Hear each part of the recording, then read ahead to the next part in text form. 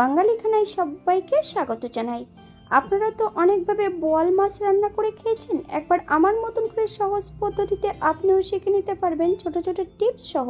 তবে বোয়াল মাছের কিন্তু নিজস্ব গন্ধটা থাকবে না, এমনভাবে যদি রান্না করা হয় খেতে কিন্তু খুবই সুস্বাদু। তবে আজকে আমি এখানে কিভাবে বোয়াল মাছের রসা তৈরি করলাম চলুন সেটা একবার দেখে নেওয়া যাক ভিডিওর মাধ্যমে। আশা করছি আজকের ভিডিওটি ভালো লাগবে। সকল বন্ধুদের কাছে অনুরোধ করছি সম্পূর্ণ ভিডিওটি দেখার। তবে এতটাই সুস্বাদু হয়েছিল খেতে, যে খায় না সেও কিন্তু এমনভাবে রান্না করলে পছন্দ করবে। এখানে আমি 1 কিলো মাছ নিয়ে নিয়েছি। মাছটাকে আমি প্রথমে ধুয়ে নেব, তবে মাছের লেজাটা বেশ কেটে ছোট করে নিতে হবে।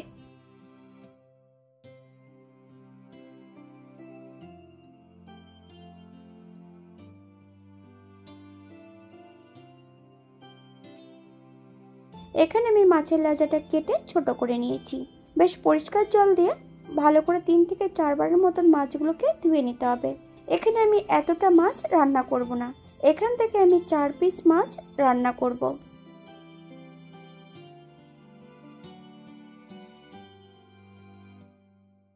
মাছের গায়ে হাফ চামচ লবণ, হাফ চামচ হলুদ গুঁড়ো, বেশ কিছুটা কাঁচা সর্ষের তেল লাগিয়ে 10 থেকে 15 মিনিটের জন্য মাছগুলোকে রেস্টে রেখে দিতে হবে। তবে যে মাছের গায়ে আঁশ নেই সেই মাছের গায়ে কিন্তু কাঁচা সর্ষের তেল লাগিয়ে নিলে মাছগুলো ফেটে গায়ে লাগবে না।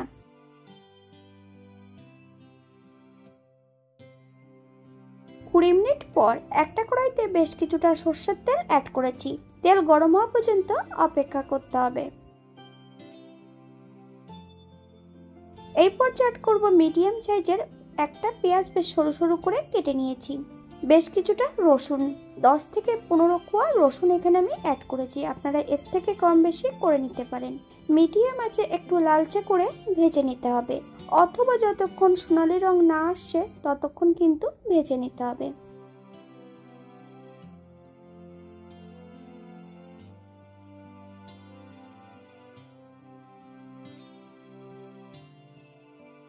এই পর্যায়ে আমি সম্পূর্ণ তেল থেকে পেঁয়াজ রসুনটা তুলে নেব। একটা মিক্সার বোলের মধ্যে অ্যাড করে নিয়েছি।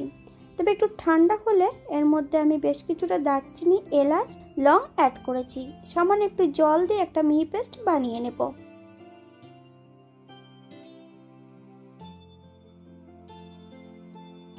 এই পেঁয়াজ ভাজা তেলের মধ্যেই কিন্তু আমি মাছগুলো ভেজে নেব। তবে মাছগুলো অ্যাড করার পর আমি হালকা করে একটা ঢাকা দিয়ে দেব, নইলে কিন্তু ফেটে গায়ে লাগতে পারে।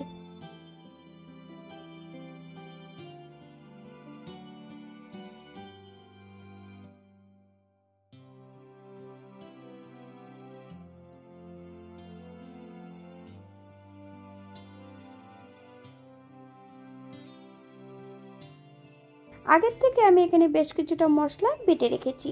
আদা, জিরে, ধনে, কাঁচা লঙ্কা বেশ মিহি করে বেটে নিয়েছি। এই একই মশলার মধ্যে অ্যাড করব হাফ চামচ কাশ্মীরি লঙ্কার গুঁড়ো, হাফ চামচ হলুদ গুঁড়ো, 2 চামচ কাঁচা সর্ষের তেল। মশলাটাকে বেশ ভালো করে মিশিয়ে নিতে হবে। সম্পূর্ণ মাছ ভাজা কিন্তু আমার হয়ে গেছে। একই তেলে রান্না করব। ফোড়নে রেখেছি 5 ফোড়ন, তবে কিন্তু অল্প করে আমি এখানে 5 ফোড়নটা অ্যাড করেছি। এই পর্যায়ে অ্যাড করব সম্পূর্ণ মশলাটা। মিডিয়াম আঁচে 1 থেকে 2 মিনিটের মতো ভেজে নিতে হবে। মশলা দেওয়া বাটি থেকে সামান্য একটু জল অ্যাড করব। মশলা থেকে যতক্ষণ তেল মেশাচ্ছে ততক্ষণ বেশ ভালো করে মশলাটা কষিয়ে নিতে হবে। মশলা থেকে তেল ছেড়ে দিয়েছে। এই পর্যায়ে অ্যাড করব সম্পূর্ণ পেঁয়াজ বাটাটা। মিডিয়াম আঁচে বেশ ভালো করে কষিয়ে নিতে হবে, অথবা যতক্ষণ তেল না ছাড়ছে ততক্ষণ বেশ ভালো করে মশলাটা কষিয়ে নেব। বাঙালি রান্না ঘরোয়া উপকরণ দিয়ে। আপনাদের যদি রান্নাগুলো পছন্দ হয় তাহলে চ্যানেলটি সাবস্ক্রাইব করে দিয়ে পাশে থাকবেন। পাশে থাকা বেলটি বাজিয়ে দেবেন, নইলে নিত্য নতুন রান্নার নোটিফিকেশন পাবেন না। আমার এই চ্যানেলে আমিষ নিরামিষ বিভিন্ন ধরনের রেসিপি দেওয়া আছে। আপনাদের যদি পছন্দ হয় তাহলে চ্যানেলটি ঘুরে একবার দেখে নেবেন। তবে বোয়াল মাছের আরও কয়েকটি রেসিপি এই চ্যানেলে দেওয়া আছে।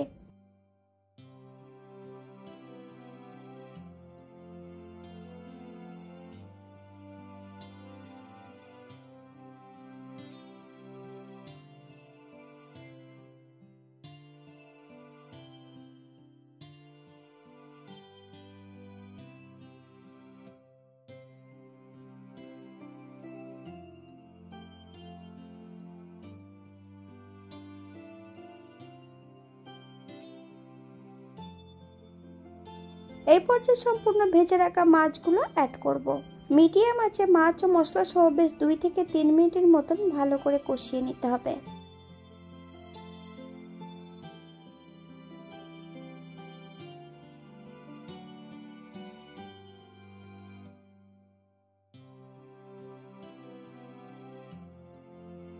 গ্রেভির জন্য আমি এখানে 1 কাপের মতন জল অ্যাড করছি। আপনাদের যতটা গ্রেভির প্রয়োজন আপনারা ততটা জল অ্যাড করতে পারেন। হালকা হাতে নেড়ে চেড়ে 4 থেকে 5 মিনিটের জন্য মিডিয়াম আঁচে ঢাকা দিয়ে রেখে দেবো, যাতে মাছগুলো সেদ্ধ হয়ে যায়।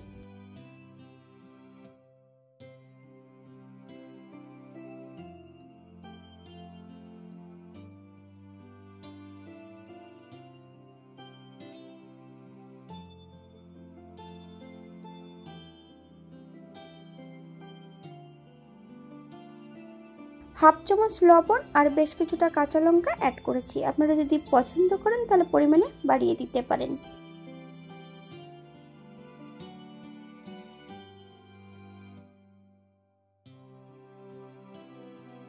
আমি গরম মশলাটা প্রথমেই কিন্তু অ্যাড করে দিয়েছিলাম।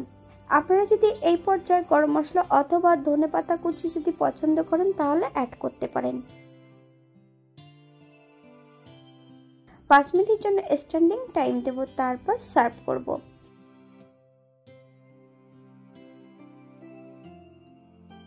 এটা দেখতে যেমন ভারী সুন্দর হয়েছে, এটা গরম ভাতে খেতে কিন্তু অসম্ভব ভালো হয়েছিল। আপনারা বাড়িতে একবার একই পদ্ধতিতে বানিয়ে নেবেন।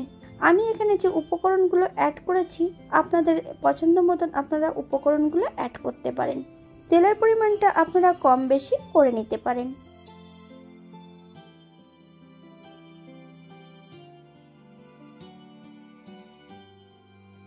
আজকের ভিডিওটি এই পর্যন্ত। সবাই সুস্থ থাকবেন, ভালো থাকবেন।